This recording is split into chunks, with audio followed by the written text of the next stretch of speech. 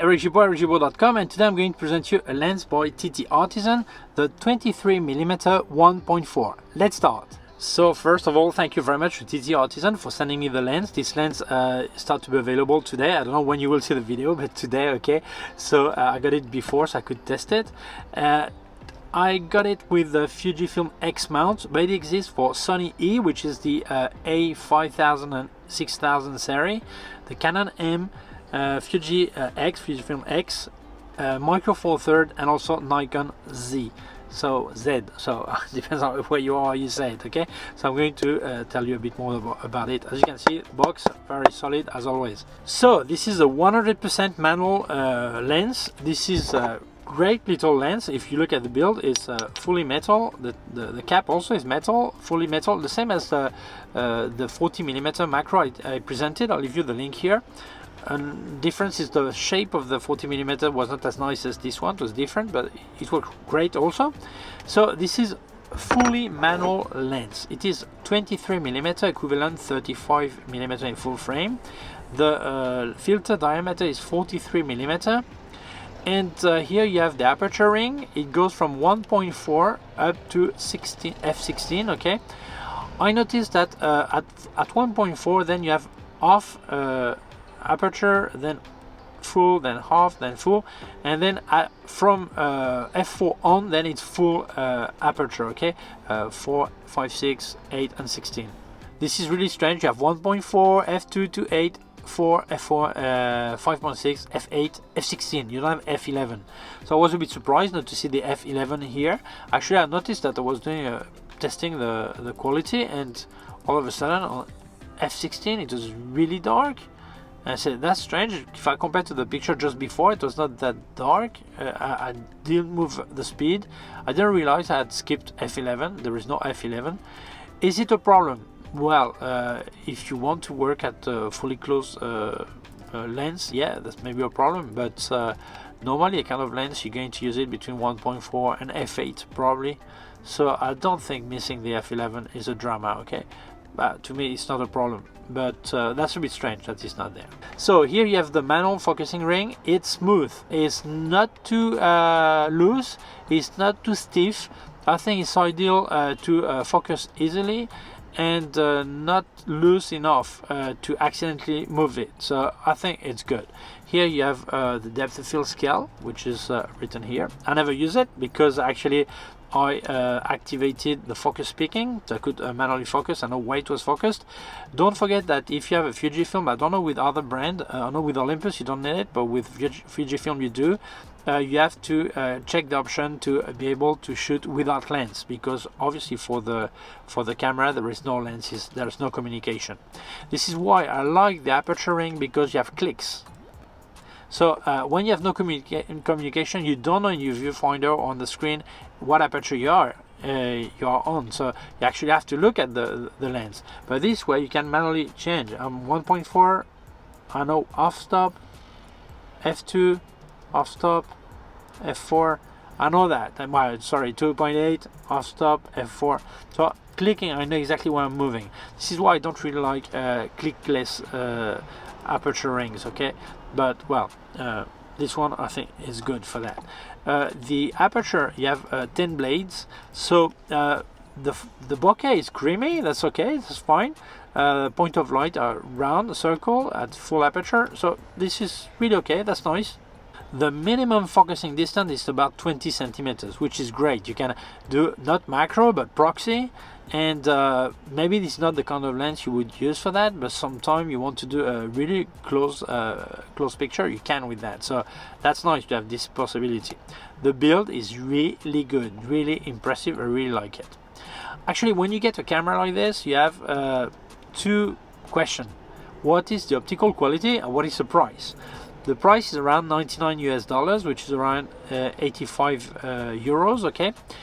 And so the price is normally attractive. Then let's look at the optical side of it. It's really funny. When someone has money, they try to get what they think is the best. And when someone cannot afford, who doesn't want to spend much money, it doesn't look for good price. It doesn't speak about the price or the best. It speaks about the more character the lens has. Okay, so this is what I would call a character lens. If we look at distortion, there is like some barrel distortion. I show you a picture here. Not that much. You can correct in post-production. It's not too much of a problem. I think it's acceptable. And depending on the kind of picture you do, obviously if you do architecture, you will probably see it. But if you do normal street photography or even portrait, you won't see anything. Okay, so the barrel distortion is acceptable. If we look at the sharpness, at maximum aperture, sharpness is acceptable in the center and is really soft on the border. Okay, and I think when you close at 5.6, then sharpness is from border to border. That's okay. But at maximum aperture, yeah, it's not really sharp. It's I would say even blurred. Okay, is it a problem? Well, it depends what kind of picture you want to do. If you want to reproduce something that is flat on a wall and use this from border to border at maximum aperture, that will be a problem, obviously. But normally you don't do that kind of picture opening at the maximum aperture, first of all. Second, not many people would use this focal length for that. You would probably use a longer focal length, and it means that even if it's really soft on the border, most people will not use at maximum aperture, needing to see the border. Like normally you don't do landscape at 1.4. So if you do something at 1.4, maybe that would be a portrait, but you will not probably feel the full face with the picture in the picture. Okay, so why? Because otherwise you will be that close that you would some deformation, not because of the lens, but because you're really close. Okay, and second, if you do a bit further at 1.4, the part that is really soft on the border will be in the out of focus part of the picture anyway, the famous bokeh there. Okay, so you will not know if it's a bokeh or if it's actually softness of the lens. Okay, so that's not a problem.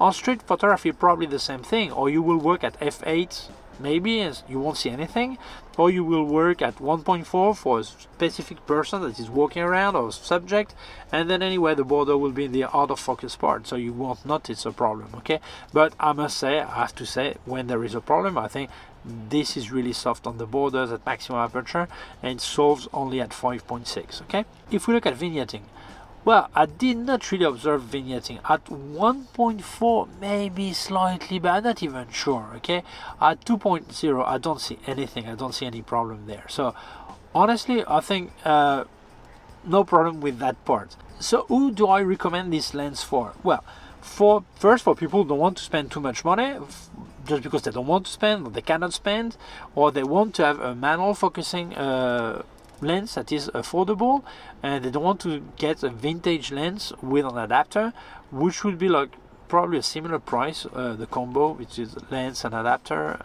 or this will be probably a similar price, and they still want to have a lens that has some what we call character, that doesn't look perfect, that gives this vintage look. So I think this is a right lens for that. That's good. So for people who do street photography, maybe a portrait but not close-up portrait, a bit larger portrait, or social, that's okay, social reportage also. Take into account that it's a manual, so you need to be used to focus in manual, but with focus picking I didn't see any problem. I still could focus properly without much problem. Obviously I would not use this lens for something I need sharp border to border at maximum aperture. This is not the lens for that, but this costs $99 US. We cannot compare with the Fujifilm 23mm 1.4 that costs like 10 times. Okay, so almost 10 times, or around 10 times. This one is not weather sealed, obviously, but it doesn't matter, my camera is not either.